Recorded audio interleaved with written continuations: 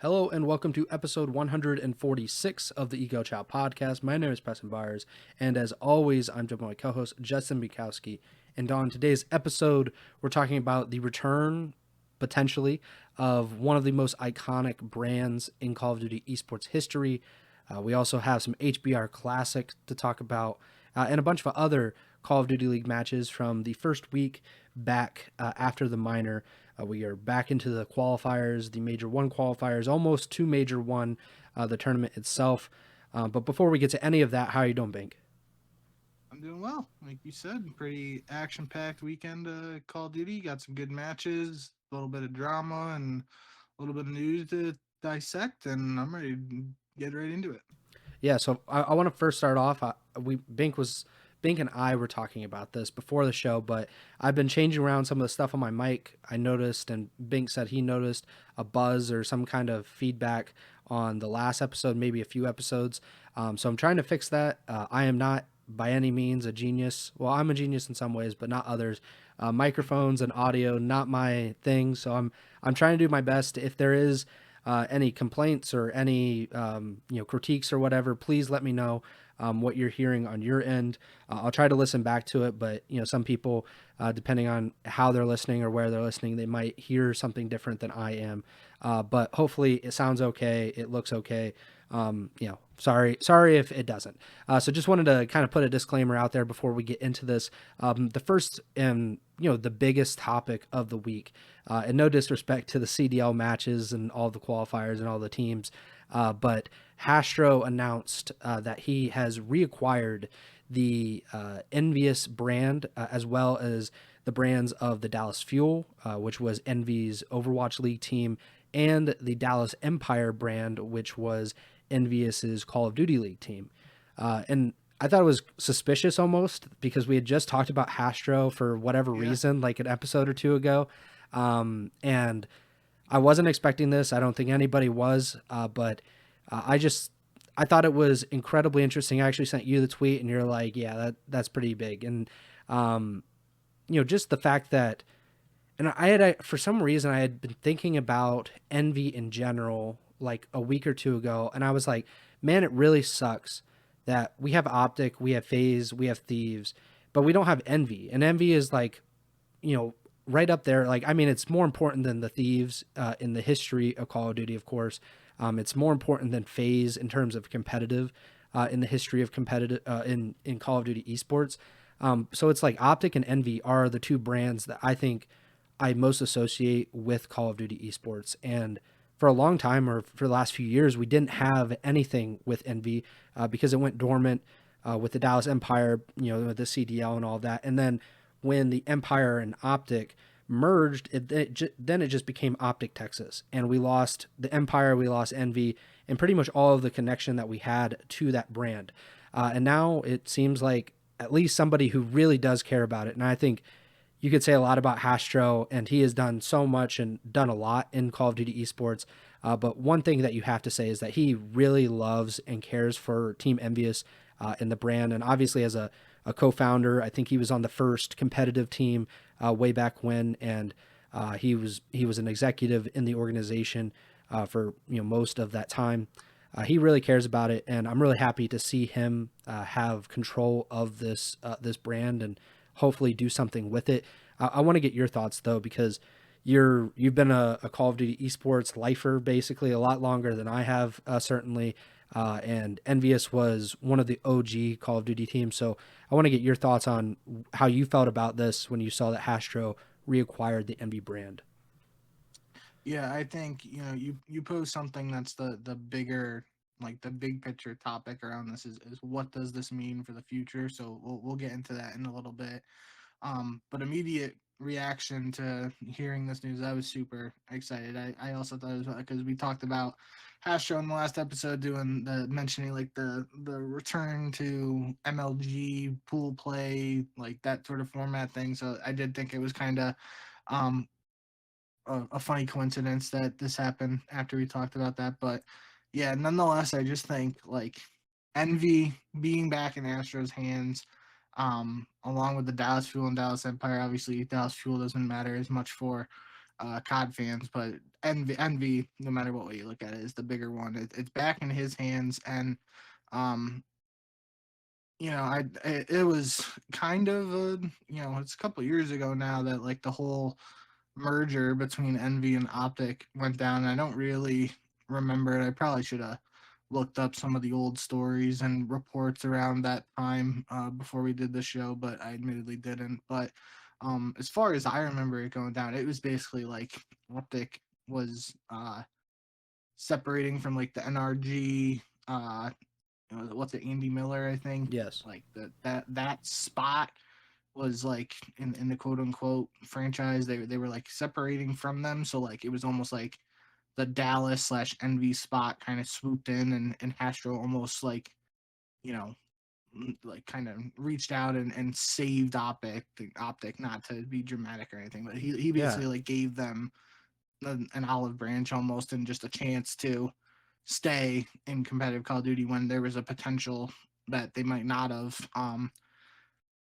Regardless of how all that went down behind closed doors and whatnot, like that was just one of the unfortunate casualties of that deal. Everyone in competitive Call of Duty is obviously excited about OpTic uh, being able to stick around because of that deal, but Envy was just in the Empire by extension, um, was the sacrifice almost to keep the green wall around in the capacity that COD fans wanted. And like you said, you can make the argument Envy's one of the most iconic brands in Call of Duty esports history. And I think the argument can be made that the Empire is one of the cooler um, brands and logo team name combinations that was made when the whole CDL era started. I was a big fan of how they incorporated like the N and the V into the crown for the Mm-hmm. Empire and whatnot. Um, so yeah, regardless, I just think being back in Hastro's hand is really cool. OpTic fans went through that whole thing for a while where like there was the fake OpTic, quote unquote, and it wasn't in Hex's hands, and then Hex finally reacquired OpTic, and everyone was super excited about it. And this is obviously similar in like description, and it might not just be as big picture for like most fans, because a lot of people are just OpTic fans. But you know, I have a ton of memories of Envy and Call of Duty, and I think it's awesome Astro has it back. But now looking ahead, where do we go from here? Like if Astro just has Envy and the Empire in his back pocket, and nothing happens after this, then it doesn't really affect competitive Call of Duty, right? But where does he go from here? Is he able to get back in the CDL with the Envy slash Empire branding next year? My initial reaction would be that's what I hope is the angle. I mean, maybe for like this year he does something in Challengers, and they have a Team Envy Challengers team, which would be cool just for the sake of having Envy in the name back in competitive Call of Duty. But then beyond that, I think the goal for next year for most like just generic COD fans is to have Team Envy somehow, some way back in Call of Duty. And I think even if the Empire was to somehow get into the league again, like just the Empire name, I would be shocked if it was Dallas again, just because of like OpTic technically owning that spot and being OpTic Texas. So I don't think it would work out. It would have to be another location if we're still doing that. Or they could just do something like the Tennessee Team Envy or Nashville Envy or something like that. I don't know. Um, but yeah, that's where my head's at with all this. Happy for Astro, happy for all those involved with Envy, and happy for all the fans. I mean, obviously, a lot of good memories with Envy. I still, one of my like not earliest, but one thing that I always remember and associate with Envy is when Nifty was very little and young. He was playing with like Ego on an Icons team, and he had like a CTF pull against Envy on standoff to upset them at some Yep. UMG event. I was watching in Black Ops 2, and that was just nuts. And that was the first time I heard of Nifty. And obviously Nifty didn't stick around in COD, and he moved on to CSGO or CS2 or whatever, and Counter-Strike. But he was after that he played CS or CSGO for Envy in some capacity, I remember. So that was kind of interesting. And the first event I attended was COD Champs 2016. It was The one they Black Ops won. 3, so I think that was 2016. We met at Champs in 2018, so 2017 would have been IW. Yeah, so 2016 COD Champs, and that's the one Envy won against Splice. So I have a lot of good memories with Envy, as do a lot of other people in the community. So this is just exciting news in general, and the big question is just, where do they go from here? What is Hastro's next move? And how do we get Envy back in COD? Because I'm sure there are people equally excited as me at the thought of Envy actually returning to competitive COD. The initial thought I have is the Boston breach and all the uncertainty around that brand and their organization from this past offseason. We don't really know what the future of the breach holds. They would, Envy or whatever organization would want to get involved in the CDL. I feel like that would be a natural fit or a place where they could go to get a spot if there isn't expansion, which, we talked about a few episodes ago, and the possibility or just the idea of expansion in the Call of Duty League. But, like you, I hope that Envy is in some shape or form involved in the Call of Duty esports space because, like I said at the top of the show, they're one of the most important organizations and teams to COD esports. Like, that's not a debate whatsoever. And, it has sucked that we haven't had them the last few seasons. I hope to have them in the future. And just to kind of, go over some of the what happened with Envy, because you mentioned how it all kind of surrounds with like the CDL and OpTic in general. So the CDL starts, all of these brands have to create quote unquote new brands. For whatever reason, the CDL decided to separate it. So OpTic, the only team I think, so there was Atlanta FaZe, which you could say like they didn't really have to create a new brand except the logo. And the same thing, as far as I know, with OpTic LA, they, I don't like, that's the fake OpTic that Bink was referring to, because they were not owned by Hex and those guys. Yeah, that because Hex at some point had sold OpTic to Immortals. I mean, I think quickly regretted it. But so OGLA was the original OpTic in the CDL era, and then I believe after the first season, that's when 100 Thieves bought in. They bought OGLA's spot. Immortals sold the OpTic brand back to Hex. The Chicago Huntsmen, which was Hex's team and Scump's team, they rebranded to OpTic Chicago, and I think they were that for maybe 2 seasons, if I'm not mistaken. Feels like it, yeah. And then, like you mentioned, they were owned by NRG Esports at that spot, and NRG decided to get out. They didn't want to be involved in the CDL anymore. That spot eventually got sold to the Boston Breach, if I'm not mistaken. But the brand, it was like Demon Cats potential spot. Yeah, but there was like real concern that they wouldn't be able to sell that spot at that time. So we were, there was a possibility, or it seemed that there was a possibility that we would have 11 teams for that CDL season. Eventually, the OpTic brand gets sold to Envy. I think Hastro was kind of at the forefront of doing that, like you mentioned. And then that spot was again sold to the Boston Breach. And then once they acquired that brand of OpTic, no matter how valuable and how important and historic Envy is as a brand, OpTic trumps that, because it is OpTic is the most popular team, the most popular brand, most popular organization, and one of the most popular organizations in all of esports. So then it becomes OpTic Texas. Dallas Empire brand dies. Obviously, Envy had been kind of shelved as in Call of Duty at least. And then I'm pretty sure just the entire organization went from Envy to OpTic, and everything got rebranded across all of their esports to OpTic. So just I'm really happy to see Envy at least alive, or seemingly alive. I don't know exactly what Hastro's plans are, but he loves esports. I'm sure he will get involved And he's talked about Call of Duty esports quite a bit in the past and how much he cares for it. I think he was a commentator when I started watching, which feels weird, like the amount of commentators and the quality of commentators at that time, because you had Hastro and Fwiz together, if I'm not mistaken. And then Golden Boy was a commentator at the time. Obviously, Puckett was a commentator. I feel like Maven came around later, like during I want to say AW maybe. Like he did Halo stuff, right? Yeah, him and Him and Gandhi. Yeah, him and Gandhi were Halo guys, and then when Halo kind of Maven made his way over here, and obviously Merc was way later because he was a player when I started watching. But so Hastro's been around forever. Like I mentioned, he was a player on the first EnVy team.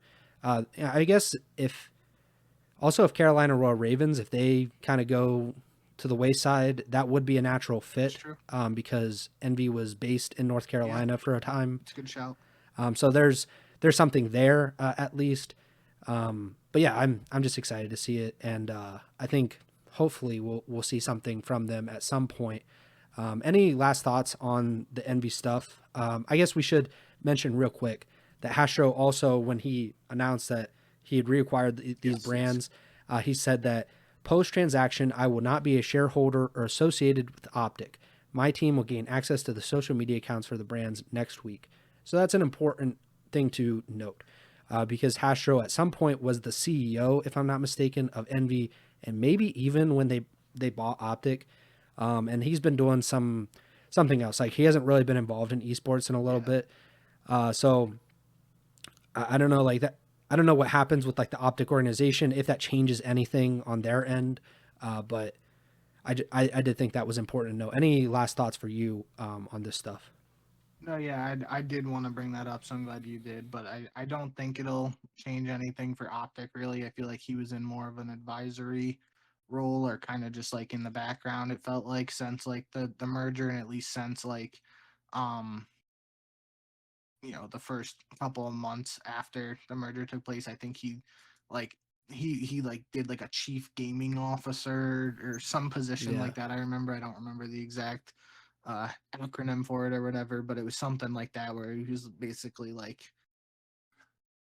taking a step back from day-to-day operations and whatnot, and then he was kind of, like you said, just not in the picture much in recent years. So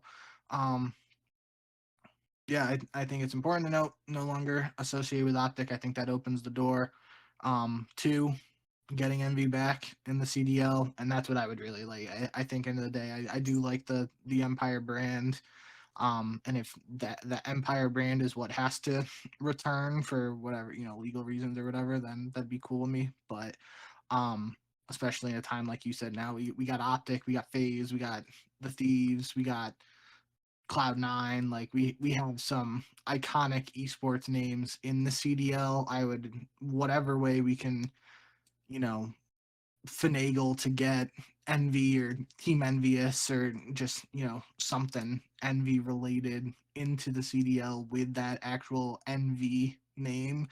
That's what I would like to see for next season and beyond. And I think it should be noted that because the Dallas Empire won the first CDL championship, it's important for at least the history of Call of Duty that at least that brand is not just dead and buried, or I guess it could be, but somebody else has like control of that. Because I'm trying to think of like, obviously we don't have the New York Subliners anymore. That brand is kind of dead. And we'll see what happens with some of these other teams and what they do with like Atlanta FaZe if we don't have like the geographic locations anymore, if that goes away or whatever. But I think it's at least cool that the Empire can be alive in some shape or form. Shout out Oli or Yoda. But I mean, like Cloud9, nobody's calling them Cloud9 New York, even though they actually have that name, right? So we could literally have like EnVy New York or something similar to that, and I think everyone would just call them EnVy, and that would be cool. Yeah, don't get me started on this stuff. I'll go another hour.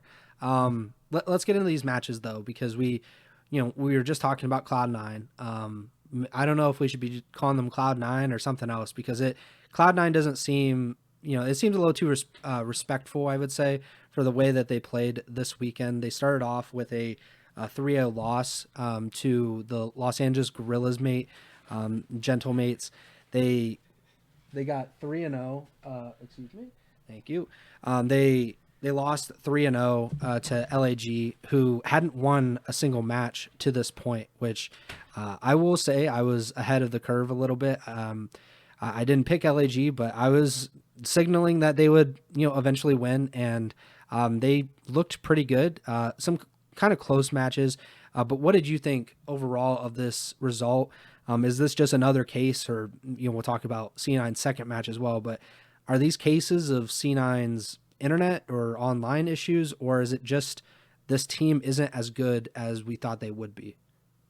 I didn't see anything on the timeline about internet stuff. I could have missed it, but I didn't see it, and I saw it in the past when it was a thing for Cloud9. So, um, not entirely sure if that was the case here, but I do think the bigger thing, I was pretty locked in on the Slasher versus Snoopy, Carolina versus Boston revenge match uh, for this weekend. And I think last show I forgot to mention this really was a revenge match for a majority of the Gentlemates, especially Skies and Kismet, but Priesta to a lesser degree, but mostly Skies and Kismet, because they're literally playing against Sib, who was their teammate last year on the org that they won a world championship on with, and they represented for the last 2 years. And I certainly forgot about that aspect of this match. So Yeah. I think that's what I'm going to attribute the loss to here. But on a more serious note, the one thing that really stood out to me, and it's going to be my talking point for both of the Gentlemates matches this week, is we saw them play Skyline Hardpoint twice, and on both maps, Priesta played pretty well. And it wasn't there were still some cases of him using the second AR for Gentlemates, but I did see several hills and occasions where he was running a third SMG on that map. And if that's what it takes to unlock Priesta and help him, you know, take his game to what we know he's capable of, then I think Skyline Hardpoint could be something that we see a lot more of out of this Gentlemates team. At the same time, if I'm able to notice this, there's a good chance other teams are able to notice it, and they might be, targeting it and be like, if we're not good at Skyline, we're just going to veto it against Gentlemates, and then Gentlemates has to go back to square one. But at least for the time being, like if seeing Priesta play with a third SMG, and if that's gonna help him play better, I think that could be something to keep an eye on for this team. We just know historically the type of player Priesta is. I mean, even going back to like that Atlanta or the FaZe Clan team in Black Ops 4, where they didn't qualify for the pro league or whatever. There was like that pro league qualifier where he went from running a Maddox to running the grapple sog / grav slam sog to ICR in like the span of one tournament. And then obviously he goes to 100 Thieves and has a really good year after that. But like we just know historically, Priest is able to, he's like a true definition of a flex player in my eyes, because like he can do it with whatever gun you put in his hands, but it's really a game by game basis of what his best gun is. Whether it's an SMG and an AR, I feel like that changes and isn't always the same. Um, so it could just be a case here where he's better with an SMG in this game, and that could be something to keep an eye on. So that's what really stood out to me in this match. It helped. It was obviously the first match and first map of the first match, and that's what Gentlemates were able to win. But they took a search after that 6-4, and then they reverse swept the control. Um, so yeah, pretty surprised that Cloud9 lost 3-0 in this game, but we both were um kind of, speculating, and we've been talking about Vegas eventually getting a win, and I don't think we necessarily said it the same for Yeah. Gentlemates, but it's like they're not going to be winless forever. So a lot of those fans, obviously early on this year, we've seen support from the Gentlemates fans and the French community rallying behind the squad in some tough matches and some tough losses. So for them to get that first win and get the monkey off their back, they got to be excited about that. Yeah, it's just a big win for their confidence, I'm sure, because they they definitely weren't expecting to start 0-4 and to lose at the minor the way they did. So getting that win should be pretty big for them. And Cloud9, what is there to say? They've looked pretty lackluster. Of course, we haven't gotten to land. So if anybody wants to chalk it up to this is just online, it's going to be different when we get to the major. We're going to see. But the way things are going, they might only have one match to prove themselves at a major, which is not a good position to put themselves in. And there's really not much they can do about that except try to win maybe one or two more matches online before they get to Spain.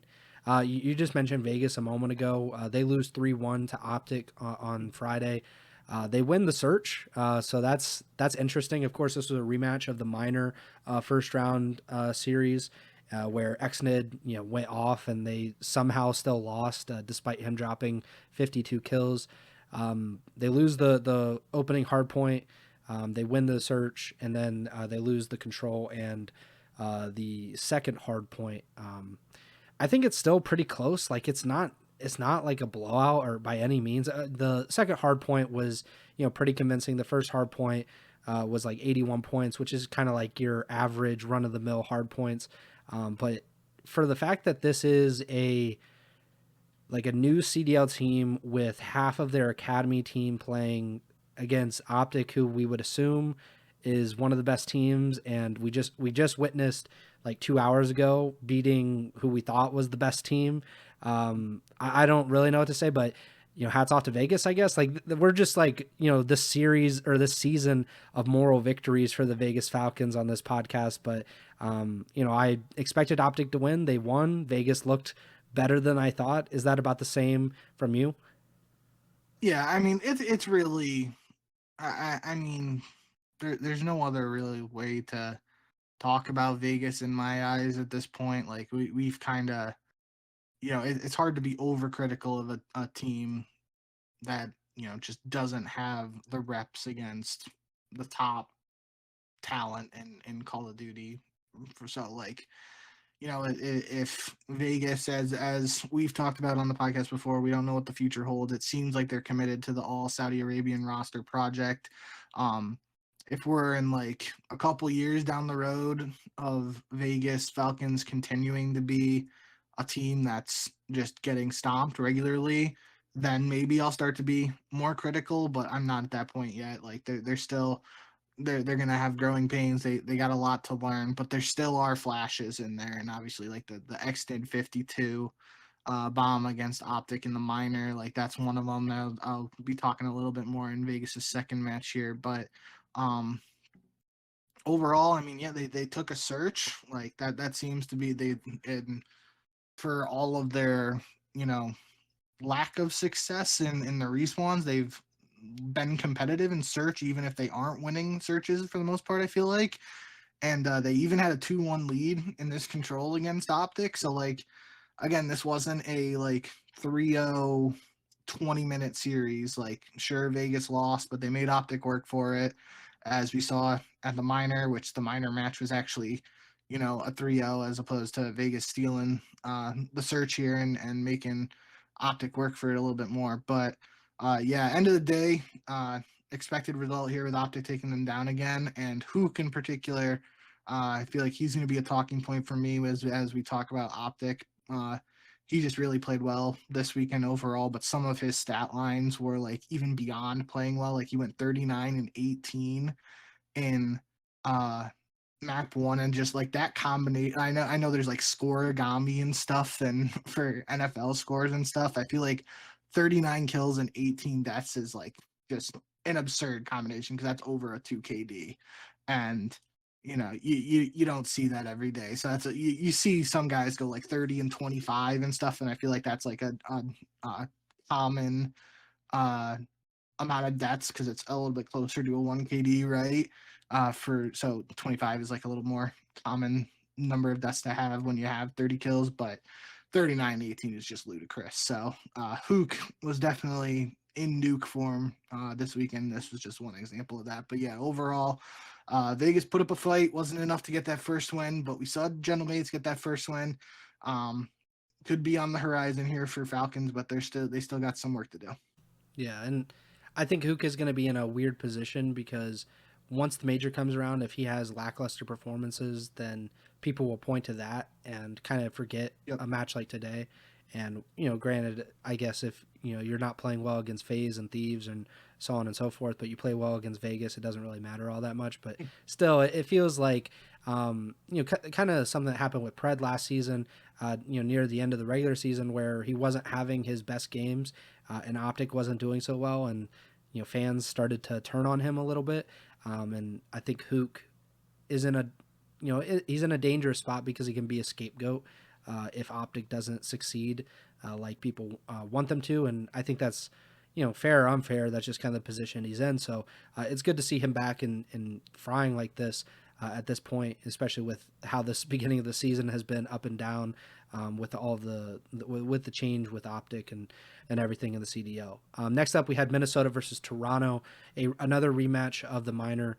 Minnesota came out with a win in that one, which was a major upset. Toronto had come in undefeated after those first two qualifying weeks.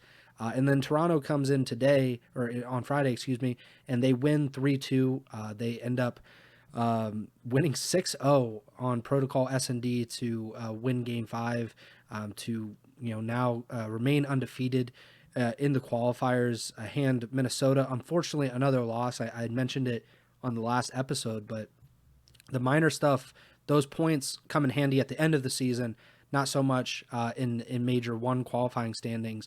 And now I believe they've lost, at this point, they had lost 3 matches in a row in the qualifiers, which, if that trend continued, then obviously they would not be in a good position to start in the winner's bracket at Major 1. What do you think of this series overall? A pretty back and forth series, some kind of blowouts and lopsided wins for each team, but a 3-2 win nonetheless for Toronto. Yeah, this was the match I said last episode. I was really excited for this one. I mentioned like some of the connection issues and the resets and delays during the minor showdown between them to kind of, in my eyes, played a factor in the reverse sweep. Not to take away any credit from Minnesota, but it kind of felt like Toronto got iced a little bit and was, when they're the team with the momentum and then they're winning in a map for, there's a reset and they lose their lead in that map and then they lose that map and there's a delay before the map 5. Just felt like some stuff was working against them.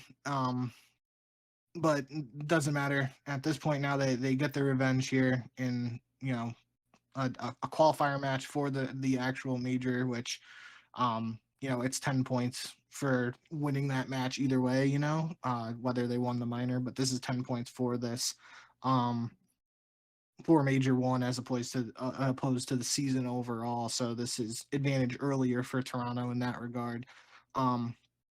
But interesting thing, I know I mentioned last episode how Toronto up to that point were 7-0. After they won the map 2 S&D against Minnesota, they lose the Hacienda Search and Destroy in Game 5 of the minor to Minnesota, and Hacienda Search and Destroy is the Game 2 this time around. So Minnesota loses that, and then they play the Protocol S&D, which was the Game 2 in the minor match, and they win that 6-0, as you said.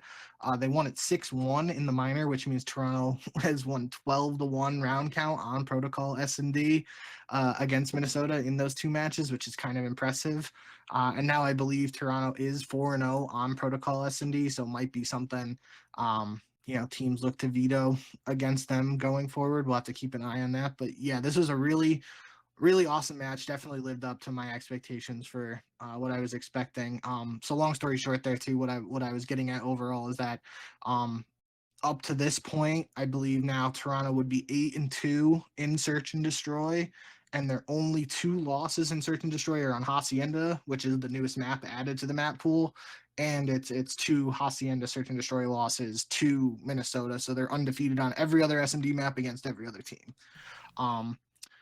So I think that illustrates how dangerous this team can be in Search and Destroy. In the map one in the series, Joe Thieves and Beans, the two new players on the team, we had our questions about them joining the team, replacing guys like Scrap and Envoy. They both dropped 35 kills to lead this squad in the map one, so good signs there. Kleenex plays well in the protocol control, which was a 3-2 where Toronto wins in a round 5 offense. And then I was impressed in the game 4. Minnesota was down late, 230 to 205, and they basically just held the fourth hardpoint P4 there for 45 seconds straight, kept Toronto out to force the game 5. But obviously, we know game 5 was just all Toronto from that point. So really, another back and forth showdown, another game 5 for a Minnesota squad. A lot of people had low expectations for. I feel like going into the season, they're proving those people wrong, and showing what they're capable of. It's just been tough sledding in terms of getting that final result. In some cases, outside of those reverse sweeps, obviously they pulled off in the minor, but another strong showing from Toronto. I was really excited about this match, like I said, and it definitely lived up to the bill for me. Yeah. Before we move on, I just want to shout out Fallen in the YouTube chat. He said you guys just popped up on my homepage, dropped a sub. Good luck on your stream. So appreciate that from him. Moving on to Saturday, January 18th. I don't really think we need to discuss Vancouver versus Vegas much. I think there's really nothing new we can say about any of these Vegas matches. And especially with this one, it was kind of a similar result to the first match of the weekend, where they win the S&D, they lose the 3 respawns. Any surprises or anything that stood out to you in this match? No. So, I mean, Vegas went 2-0 in search this weekend. So I guess in terms of small victories, you definitely take that if you're Vegas in my eyes. Like, 0-6 in the respawns, but 2-0 in the search. I mean, it's better than 0-6 map count overall, right? But the one thing I put down in the notes here, especially, Xnid dropped 38 on Vault Hardpoint against Vancouver, which is the same map. Obviously, he dropped the 52 on against OpTic. So that's another good showing for him on a map that apparently is going to be one of the maps we see a lot of these high kill counts on throughout the season. So something to keep an eye on there. But the 38 and 33 performance out of him just wasn't enough against Vancouver. And then he followed it up going 12 and 5 in the red card search and destroy, that which Vegas won 6-4. And my thought process immediately, we had this discussion very early on in the season that there are limited options for rookie of the year heading into the season, unless somebody gets picked up like after Major 1 or something like that. But I feel like as of now, Xnid's got to be the early front runner for rookie of the year. Don't know if you have any thoughts on that, but outside of that, yeah, there's nothing much. I think this was a match for Vancouver, especially. Just one that they, had to win basically, and they were able to take care of business in the respawns. Still a squad that I want to see more of this out of the Surge in general, but yeah, I'm throwing my heads out with this one. Yeah, I don't have anything for the rookie of the year thing. I think maybe Kicks would have had a chance, obviously for Vegas as well, but we don't know how long he'll be out, and that was kind of a factor I had in last year's Rookie of the Year. If you come in like halfway through the season, or you only play a portion of the season, you better be like the best player in the league, basically, to make up for lost time. So maybe Kicks can come back, and then if he can make up some of that and edge out someone like Xnid. But yeah, I think just simply from the lack of options for Rookie of the Year, and the fact that he has looked pretty good, then Xnid, I think, has to be the front runner. Maybe like someone like Ringcore. Maybe I just don't really. I mean, know. those are the options are Ringcore and the Vegas Falcons players. Yeah. So like, there's not much there, and so yeah, I would probably say Xnid is the front runner at this point in time. Speaking of Ringcore, and yeah, certainly, Ringcore in Miami, they played on Saturday as well. They played C9 New York. We kind of tipped our hand a little bit earlier in the episode, talking about how Cloud9 did not have a good weekend whatsoever. It culminated with this one. They lose 3-2. They were up 2-1 in this series after sweeping the Hacienda control. Then they lose Vault Hardpoint and lose Hacienda S&D. Just not great, I would say. If you're a Cloud9 fan, um, obviously this is a huge blow to them, but a huge win for Miami, who had lost a few of these game fives, been on the wrong end of them, but they come out and they win this one.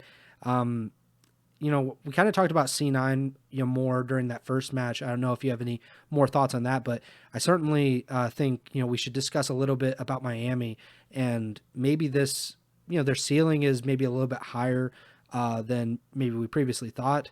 Or maybe C9's ceiling is just a lot lower than we thought. What did you think? Yeah, I mean, it seemed like this is, I think heading into the season, we probably both had Cloud9 a little bit higher than Miami, but I think both of those teams were in the middle of the pack range. Like, if I have to put numbers to it, I feel like it was like Cloud9 was 5th or 6th, and Miami was probably like 7, 8, 9, somewhere in there. Um, so it's not like this is like a 1 versus 12 showdown in terms of like numbers / power rankings, however you want to phrase it. Um, so I think not surprised that the match was particularly close. I think the most surprising thing to me uh, was that um, before this, Miami was apparently 1-7 in search and destroys early in the season. Obviously, small sample size. They had a couple game 5 losses, I believe. Yeah, like 3 in a row, I think. Yeah, so they win 2 search and destroys against Cloud9 uh, when they previously had a 1-7 record in the mode. And we talked earlier this season when the news actually happened that Cloud9 was signing Tupac, who was the S&D coach from Thieves. We talked about how Attach went like a ridiculous amount of time with Vegas Legion last year without winning an S&D on land, and we're saying like the combination of Attach's past success in S&D plus some of these players on the team plus adding Tupac, like Cloud9 should be a good S&D team. Um, but if they're struggling a bit here in search and losing to a team that was previously 1-7 in the mode, that's raising my eyebrows a little bit. I'm not, not a major red flag to me and not like full panic It's button like a mode, yellow but flag. yeah, it's definitely like, it's got my attention now. So I'm definitely going to keep an eye on that going forward. Tupac had some choice words in a tweet after the match that I'm not going to repeat, but if you guys want to see what Tupac said, you can check his replies on Twitter. Um, but other than that, yeah, there was a funny interaction in the map one where Mac literally watched Lucky spawn in on Skyline, and I think that might be some of like the um I think there was some chatter around like the rewind Hacienda map pool changes about like Skyline potentially being replaced in the map pool. And like if you're like, I literally saw it and I was like, what the hell is this? Like Mac was shooting somebody else and 6 feet to the right saw the other Miami player spawn in. It was the freest tube piece of his life. So like if that's happening on that map, that might be something that we have to see change map pool wise going forward. But I thought that was a funny interaction in that game two. Search and destroy, the first one Miami wins medals, goes 12-4, had a massive 1v3 to seal the deal in that round 9. So that was a cool play. And then as you mentioned, Rancor kind of popped off with 39 and 25 on Vault Hardpoint. Once again, another Vault Hardpoint where a lot of kills are being dropped by individuals. So that's exciting for the number watchers like me out there. I can only imagine what curse words Lucky said in Spanish when he spawned in and immediately died. There's just no, I mean, it's happened to everybody before playing competitive, but especially in I mean, a CDL match to have it happen, it would be pretty tilting. that's where my head went. Like I've played enough pubs in my life too. I have seen people spawn in front of me on like Shipment or like, Dome was one of my favorite maps, and COD World at War, not the Dome version in MW3. That was a little bigger than that. But there are those historic, even Rust. There are those historic small maps for pubs where you get spawn killed and you see other people and you spawn kill them, but you don't see it very often in a competitive match like what happened in this map one here. So that's definitely something that is we're gonna have to see if any more instances like that happen throughout the season, and if they do, we might have to see if Skyline is on the chopping block, at least from a hard point perspective, potentially. And then we got the last match on Saturday. I think this was the main event of the weekend. I don't Oh care yeah, whatever happened after that. But Saturday night was the time for fighting, and that was it was kind of like the Ollie Foreman, Tyson Holyfield of our generation. Snoopy versus Slasher, Boston versus Carolina. Obviously, we've talked about quite a bit the relationship between Snoopy and Slasher and how it broke down very quickly and very publicly last season when Slasher was a part of the Boston Breach.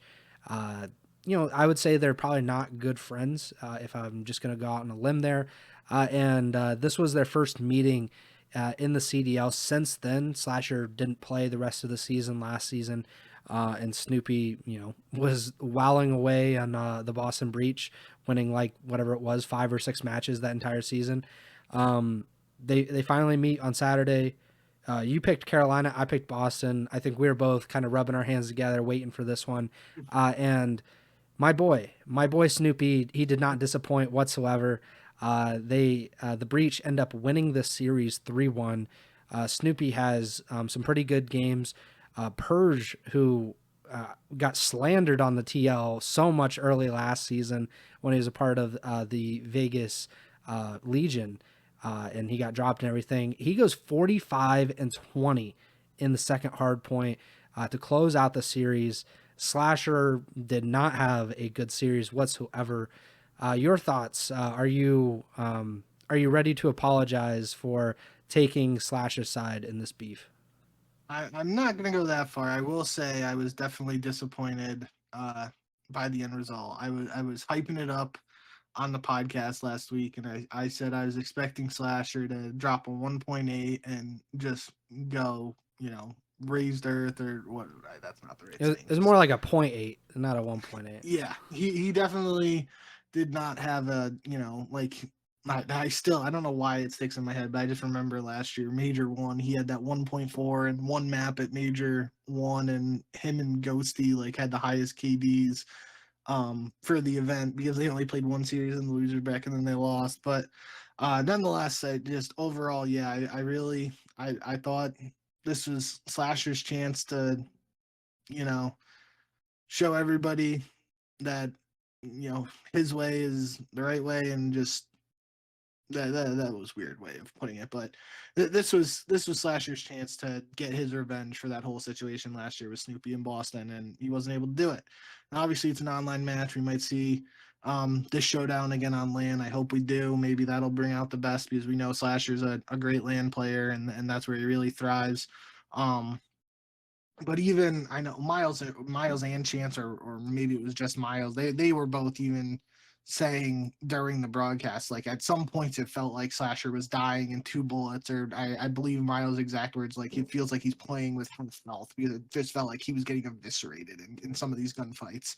Um, but I do think the big picture thing here was I think it was Nameless on the desk talking about Carolina's hard point as of late. Um, just not looking as strong as when they initially were having success. I know, again, small sample size in the grand scheme of things. Um, but that was at least a talking point out of the desk on the CDL broadcast, and that showed up in this series. They lose 2 hard points to Boston. As you mentioned, the Purge masterclass performance, 45-20. I saw a clip from Zuma. He was either on the flank or his watch party. He was basically like just raising the question: is this one of the greatest single map performances in Call of Duty esports history? Because this is, again, like we were talking about the Hook 39-18 earlier this weekend, like 45-20. That's over a 2 KD again. Like that's just that's got to be another scoreagami or stat line agami for COD esports. Because I can't think of any other 45-20 performances. So that was just a really strong showing out of Purge there. But overall, yeah, Carolina is able to win the search, but Boston took care of business in the respawns, and mostly highlighted by that dominant showing in the vault hardpoint. Again, another vault hardpoint where someone's dropping 40 plus kills. So yeah, I guess round one of the Snoopy versus Slasher beef slash rivalry in 2025 goes to Snoopy. We'll have to see what happens in round two. Yeah, and I think it should be noted also this is Carolina's first loss in the Major One qualifiers. Obviously, they lost in the minor, but they had gotten to the grand finals of that minor. They had looked pretty good. They had beaten OpTic. So for Boston, I just gotta say, like Boston has looked incredible especially for what we expected of them to this point in the season. They've already won 4 matches, so they're like, I don't know, like halfway to their season total from last year. And we're only 3 weeks into the season. Right now, they're tied for third in the CDL with Carolina and LAT. So I'm not sure how that tiebreaker ends up working out, but they're in a really good spot, and they're just looking so much better than I think anybody could have or would have anticipated. And hats off to them. They're doing a great job. Then you get Sunday, January 19th, the last 3 matches of this week of the qualifiers. First up, Toronto versus LAG. Not a great showing for the Gentlemates. Not the worst either. Toronto is a pretty good team. Toronto definitely looked better than their matchup against Minnesota. They closed this one out in 4 maps instead of 5. They have a really back and forth or really contested second hardpoint, game 4 to close out this series. And they go 2-0 on this week. And I believe they are now 5-1, or no, excuse me, they're 6-0 on the in the qualifiers. So they're in kind of the driver's seat to be the number 1 seed for the Major 1 seeding stuff. So what did you think of this match? Yeah, I think again another vault hardpoint here in map 1 where we just have a takeover performance. This time Joe DeCease 40 and 21, which is obviously just under a 2 KD for the map. Follows that up by another dominant S&D win. So this is a 6-1 S&D win on vault, which comes after the 6-0 protocol win in game 5 against Minnesota. So outside of the map 2, their last 2 S&D maps, they've only lost 1 round, which is just pretty impressive. Speaks volumes again to just Toronto as an S&D team got to be considered the best S&D team in the game right now in my eyes, and I don't think that's even debatable. I'm saying that without even I think now they're 8-2 in the mode. Like I said, the 2 losses would be on Hacienda to Minnesota, undefeated on every other map and against every other team, and again, small sample size, so we'll see where it goes from there. But early going, I think they're looking like a contender for strongest S&D team in the game at this point. And then Gentlemates fight back. They take the control, and it gets to that Skyline hardpoint, which just like a half hour ish ago was talking about Skyline hardpoint for this Gentlemate squad potentially being a key, and it's a closer map than the map 1. Only a 22-point loss for Gentlemates, but it's another map. Priesta went 31 and 27 with that third SMG at times. Just Beans dropped 40 kills, and Kleenex went 33 and 28. So outshined a little bit there in the slaying department, but I think grand scheme of things, it'll be interesting to see how much more out of this Skyline hardpoint we see from Gentlemates. I can see, just based on how they played it this weekend, even though they got the loss here, they won it earlier in the weekend, and it was close in this Toronto showdown. I feel like if other teams aren't going to veto it, I feel like that's going to be something we see this Gentlemate squad play, at least while it's working for them early on right now. So, yeah, Toronto 6-0 heading into Major 1. They got to have winners bracket locked up, and they got to be in a good position to have one of the top seeds. And we'll have to. I'm pretty sure I remember who their match is next week. I don't want to spoil it. I think it'll be a good one though, if I remember correctly. They got 6 wins right now, and they only play 7 qualifiers. All the teams do, I believe. So they only have 1 match next week. I'm pretty sure it's against OpTic. So that should be a good one. next week, and we'll obviously talk about that next episode. So I'm not going to harp on it too much here, but overall, very strong weekend out of Toronto. 2 exciting matches, um, and looking forward to seeing more out of the squad. I think very highly of. Like you said with Toronto and how good they are in S&D, this is according to Breaking Point. I don't know if they've updated this, if this is up to date as of when we're recording, but they're first in S&D win percentage with an 82% win percentage. Only one other team it has won over 57% of their S&Ds, and that's Carolina. They have the highest S&D KD, highest round plus minus round wins. So, it's not debatable at this point in time. Maybe that will change. Maybe the matchups Sure. will get a lot harder for them as you get into the major and all that. But to this point, they have proven that they're the best S&D team, and that like you have said, probably 100, 150 times on the show, S&D wins championships. And if they're going to be this good going into the major, that definitely bodes well for Toronto. The next match on Sunday was the match that it should have ended the day. I'm not sure exactly why it didn't, but it would have been the banger to end all bangers. LAT versus OpTic, the HBR Classic, as we like to refer to it. The first map, not a banger, but certainly something that you have to see to believe. OpTic wins 250 to 96 on Hasi and a hard point. Old Scrappy Doo was not looking great.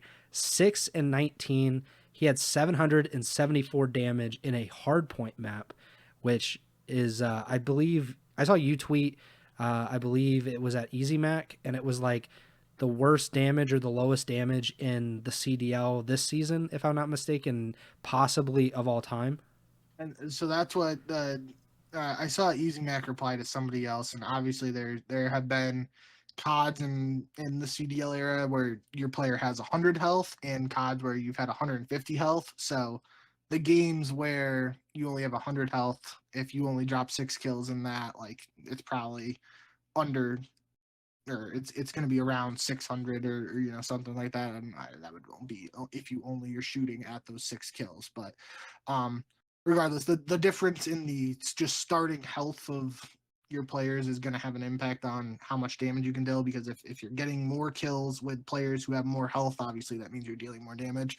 But the broadcast did tweet before map 4 in this HBR Classic that the 774 damage from Scrappy in map 1 is the lowest damage in a single hard point, and he is the only player to do under 1,000 damage in CDL history. That has to be in a hard point, by the way, because obviously there's donuts and 1 kill, 2 kill performances in S&D where those people probably did less than 1,000 damage. But regardless, this was a historically bad performance, and in this map 1, just no other way to put it. Like, obviously Scrap's a great player and MVP caliber player for his 2 years in the league so far. Rookie of the year is first, and all-star both years, I believe. So we think highly of him, and he is a good player undoubtedly. But even the best guys have bad maps nowadays. It's just unfortunate for CDL fans and LA Thieves fans or 100 Thieves fans, I guess, that his worst map potentially of his career came in a quote unquote rivalry match against OpTic. Yeah, I wonder if he didn't play enough. He got off the game, and I don't know. Nate Shot needs to be checking. I wanted to check his Twitter. I don't even know if he might have deactivated. There's no way that he can come back from this. Losing to OpTic, he's got to be so beside himself. Did he tweet? So he tweeted just generically after the map, wow, GG's OpTic lost 3-2. Need to fix our HPs. We'll get into that in a second. The CDL tweeted the new record with like the grinning emoji of that graphic with the stat I just read about, the 774 damage and the only player under 1,000 damage. Scrappy replied to that sheesh with like 5 or 6 E's frying. And then he tweeted map 1, 6 kills, 750 damage, 10 miles ran. And this account, I've seen this account before, CDL Hater Central, tweeted an utter Aster class, we are proud, and he just replied with like the crying tears emoji. So he seems to, obviously he doesn't want to have performances like that, but it's in the past now, and he seems to at least be having a little fun and joking with it. But nonetheless, his more serious tweet out of those three, um, the first one just saying need to fix our HPs. I think that's the big takeaway here. Really, they lost both hard points in this HBR Classic against OpTic, and obviously the first one's a 100-point club. Nothing you can really do about that. Like that's just you wipe that and go back to the drawing board on that. Again, it's a Hacienda 2, which is a new map for both squads. I thought it was interesting, at least the map 2, red card search and destroy. LA Thieves win 6-3 and Scrappy goes 12-6. We'll get to the game 5. I'm pretty sure he went 12-9. I'm pretty sure he had 12 kills again in the game 5. So he had twice as many kills in both searches as he did in the map 1 hardpoint, if I remember correctly. But there was a weird 1v1/1v2 that Scrappy had early in the red card S&D, where it was a 1v2. He gets the first kill and it's a 1v1 against Dashy, and like he runs through a door and Dashy's like coming at him and he's almost in his face, and like Scrap goes for a melee with his gun out, but it wasn't close enough to even connect with Dashy. Like Dashy was close to him but not that close, and so he gets that animation, Dashy's shooting at him, and then Scrap recovers from that and is still able to get the kill. It was just a really trolly 1v1 gunfight that was funny. If you guys didn't see that, CDL Twitter account tweeted out that, so that's something to check out if you missed it. But yeah, overall, I mean, at least in the slaying department, like Hook had some really strong performances in this again. He went 22-9 in the map 1, which again is just a weird scoreline to think about, especially he started 1-3. So after starting 1-3, he went 21-6, which is over a 3 KD for the rest of the map, which is just absurd. That's Hook the Nuke status if I've ever seen it. Shotzi drops 30 in the control. Hook drops 27, and that's more than anyone on LAT, despite LAT winning that control. And then Hook and Envoy both dropped 37 on the Scarline hard point. Shotzi right behind them at 36. And we get to the game 5. LAT take a 5-1 lead in the game 5 and choke it away. Lose 5 straight rounds and lose a 1v2 situation to Kylo Ken, former LA Thieves world champion. Is kind of like just Kenny was in one of the top hallways there on Hacienda. He was pre-aiming exactly where the 2 Thieves players came from. He actually got up for a second and went to like relocate, it looked like. And it was like he like got up right as the first player came around the corner, and it was like if that COD timing was just a slight second off in either direction, it could have went the other way. But he got that first kill. Then he like kind of was able to duck down, pop back up, and get the kill on the second guy. It wasn't a full-on snake. We did have some snaking drama in the Skyline hardpoint. We'll get to that in a second. But overall, this was definitely an HBR classic that lived up to expectations. Heartbreaking one for 100 Thieves and LA Thieves fans, especially when you're up 5-1 in a game 5. Like you just expect them to close that out.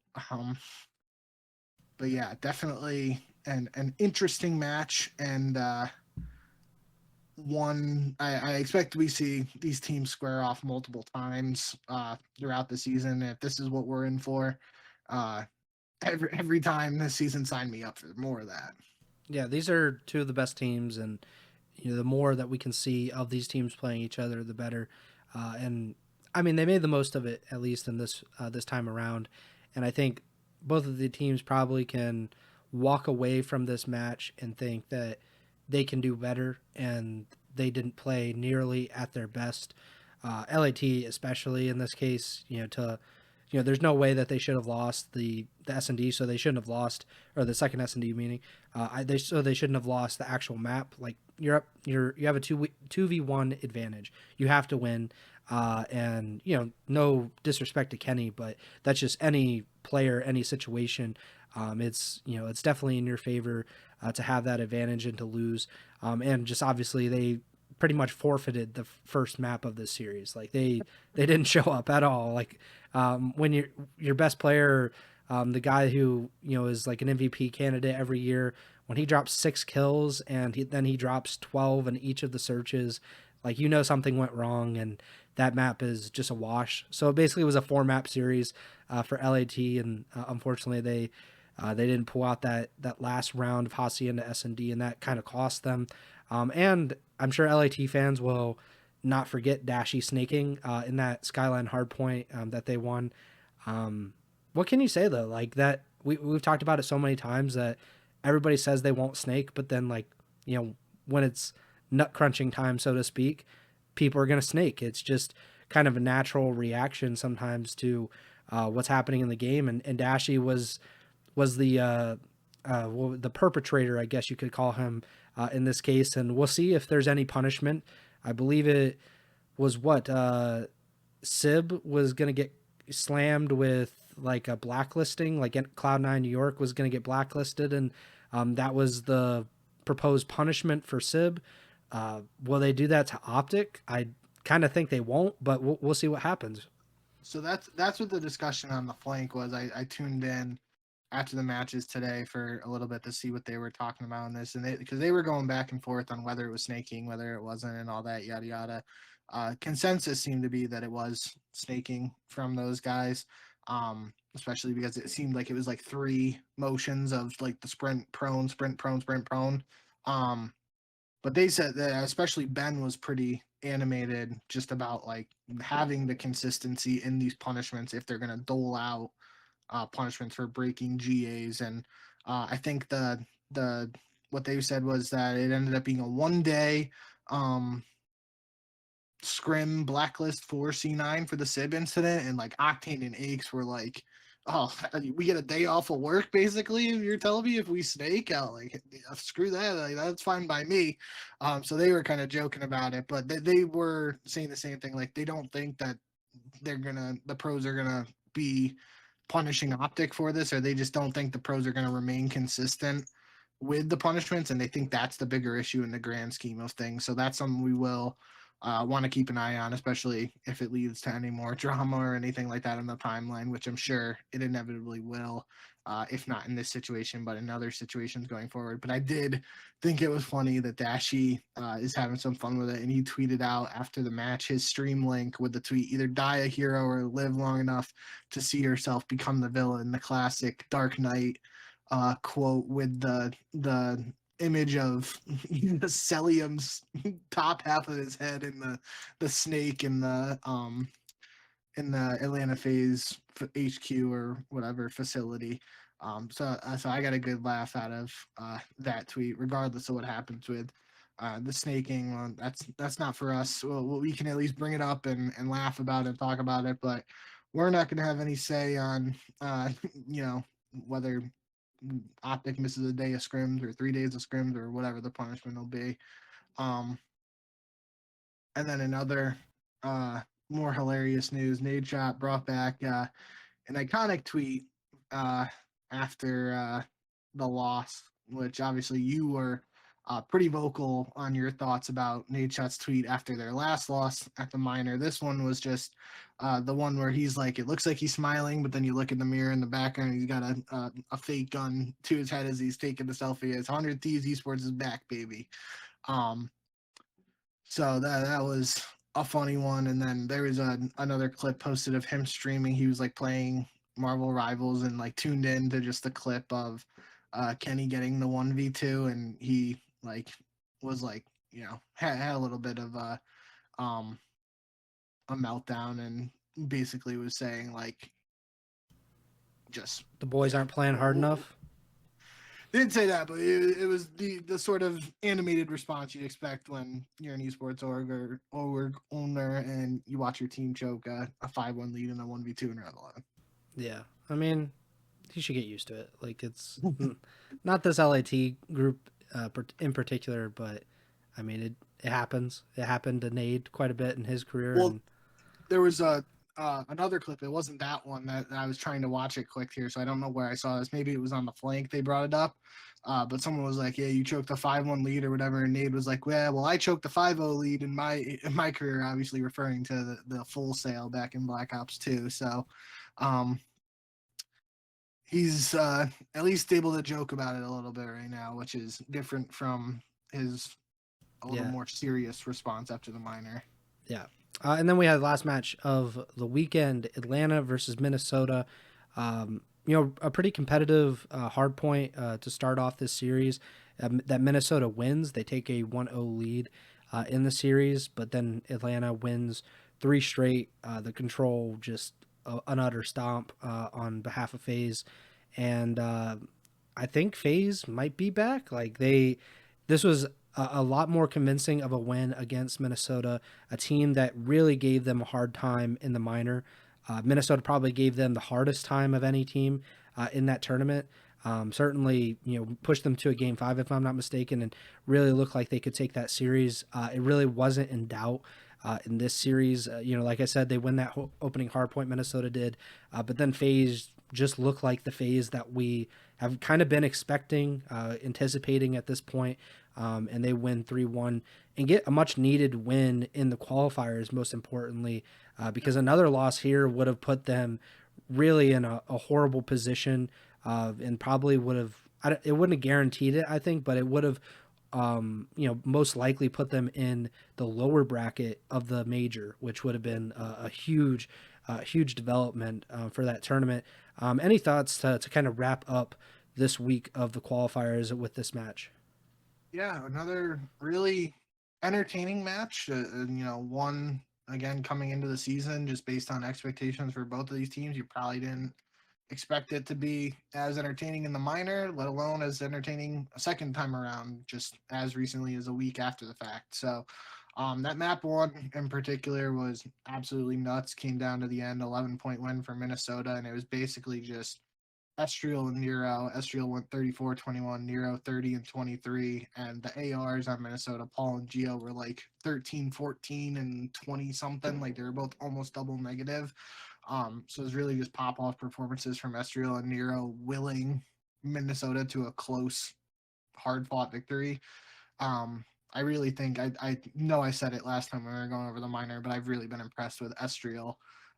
Overall, I just feel like I don't know if it's different in this game as opposed to last game, but I feel like I've at least recently been seeing a lot more just pop off performances in the slaying department out of him. I feel like last year he was like that consistent player, like he would, go even. I think even on the year when we were looking at the rookie of the year debate and stuff, he had like almost a one KD. It was like a 0.96 or 0.98, something like that. Um, so maybe that's just a sign of growth out of him, which would be awesome. Again, year two leap would be great for Minnesota, obviously, out of a young team like that, but it'd be great for Estriel if he's able to build off of his first year and continue to have these pop off games and just become a consistent slayer. That'd be really just awesome to see from a brand CDL perspective.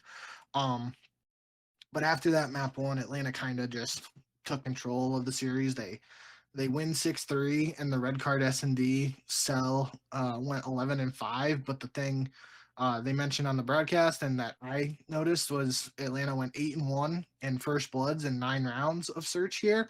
And I feel like historically we've seen that with Atlanta FaZe, but a lot of the times it's been like when a BZ just, you know, goes into full Abizi mode and he's getting all the first bloods. But this time it was 8-1 out of they had 8 first bloods, Atlanta did, and it was like on the scoreboard breakdown, it was 2-1, 2-3. So I think Abizi might have had 2, but it wasn't one of those where like Atlanta had a ton of first bloods and it was all Abizi.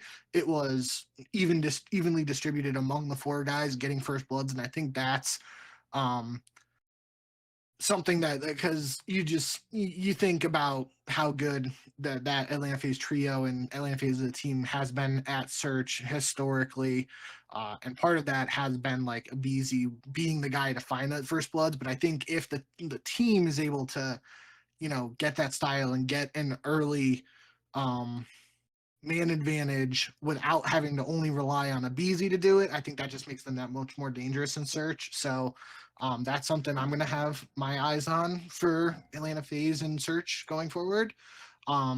After that, we had a literal 7-minute and 52-second control. That was a 3-0 win for Atlanta, and followed that up by a 81 point win in the red card hard point, where Jaza went 41-21.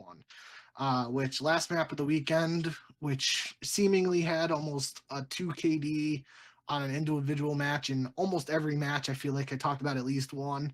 And I felt like without looking at the actual numbers, this 41-21 Adraza has to be one of his best maps individually, statistically, early in this 2025 season. So that could be a good sign of things to come for Atlanta. But like you said, yeah, this was a match that Atlanta needed just based on where they are in the Major One standings, and they were able to get the job done.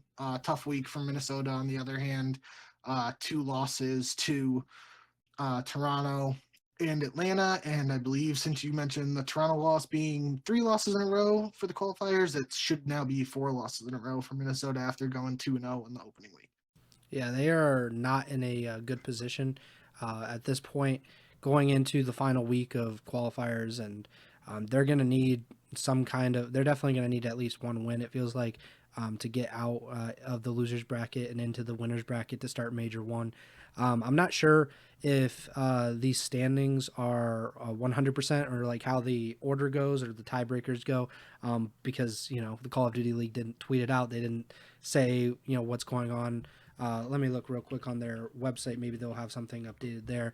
But obviously at the top, no matter what, you're going to have the Toronto Ultra. They're 6-0, the only undefeated team still remaining in these Major One qualifiers.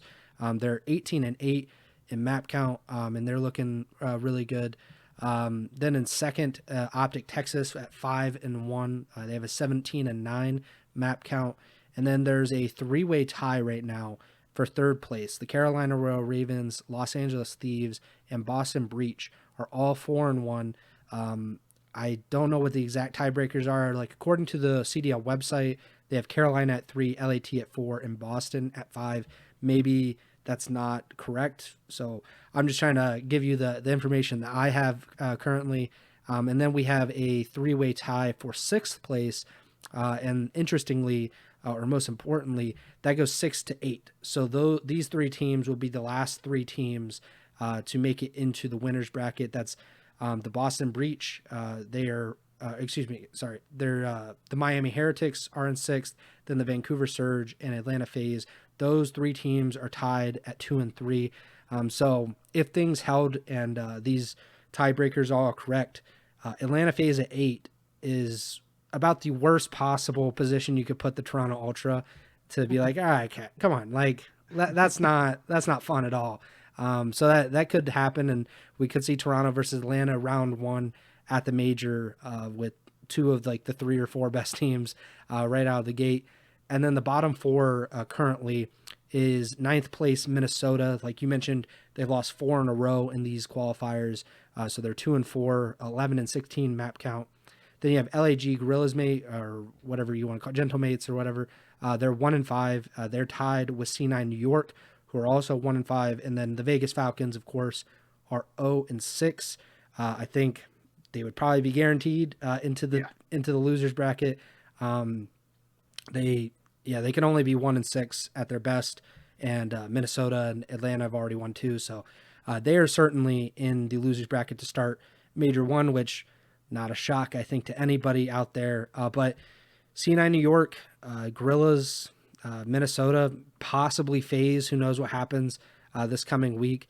It's if you're kind of tuned out of the CDL or you haven't come back in after the holidays or whatever, I think this coming week of qualifying matches will be pretty interesting, because some teams will only play once, some teams will play twice, and there's a lot to play for, especially just to, like, maybe there's not a huge difference between like 7th and 6th, but there's a gigantic difference between 8 and 9 and that kind of stuff.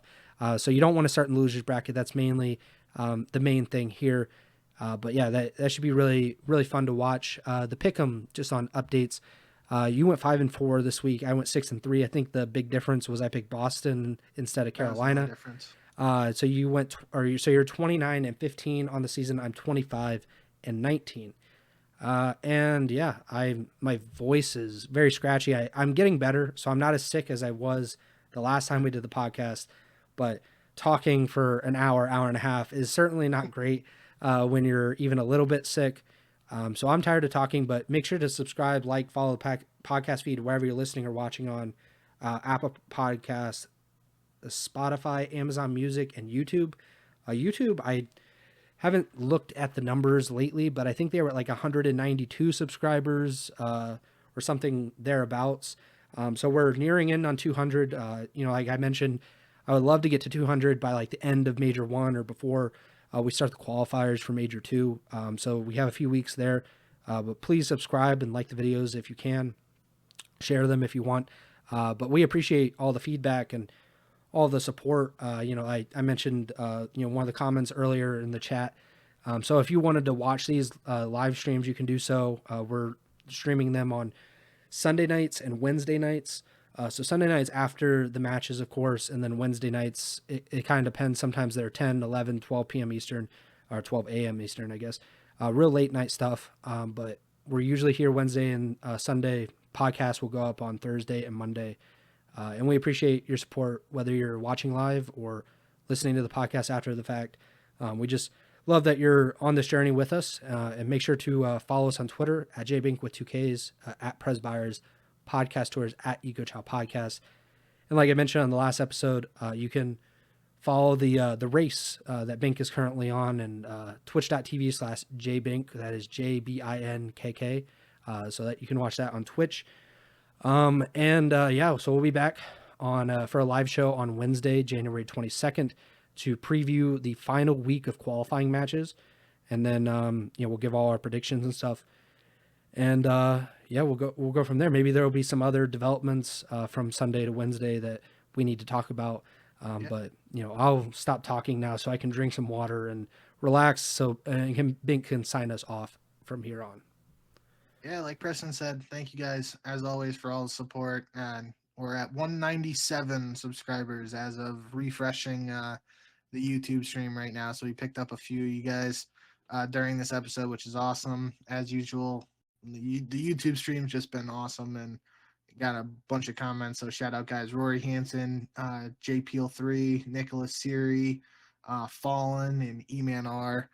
Thank you guys for stopping into the live show and leaving comments and stuff. If you see Blizzard257 in the comments there, that's just my old YouTube channel, and that's why I'm commenting from that. So it's not like some random guy is answering your question. That's me. But yeah, thank you guys for all the support. Like Preston said, it'd really be awesome if we hit 200 subscribers before or after the major. It just feels like we've been on a steady climb recently, and it'd be awesome if that culminated in a nice round number around the time of the major. And we're almost there. This week was a really awesome week of qualifiers. I know it's hard at some points in the CDL slog of online matches to get excited about online Call of Duty. But I really enjoyed watching all the matches this weekend. I thought there were a bunch of just exciting moments and even some matches from some teams that you might not have expected a lot from. They had some moments that delivered, and like I said, there were a lot of maps that where individually one guy was popping off in at least almost every series. So a lot to like right now about at least the COD esports product. We can have the debate about ranked play in COD and the hackers and all that other stuff at another time, but purely from a CDL perspective, this week in particular was an exciting one, and I think we're in for another exciting week of qualifiers next week, which will round us all out, leading into that major in Madrid the following week after that. And I am really excited to see Black Ops 6 LAN gameplay. Feels like it's been months, because it has been months since we've had actual LAN, unless you're talking about that case on LAN earlier in the season, but that was only a 4-team event. So a real CDL event on LAN, in the thick of it, trash talk. Hopefully, like that stage setup we saw at Chance where the players are facing each other and stuff. I'm getting amped up thinking about it, and I gotta calm down a little bit because I gotta go to bed. So overall, thank you guys as always for all the support. Looking forward to talking to you guys again later next week. And as always, remember to send a chow.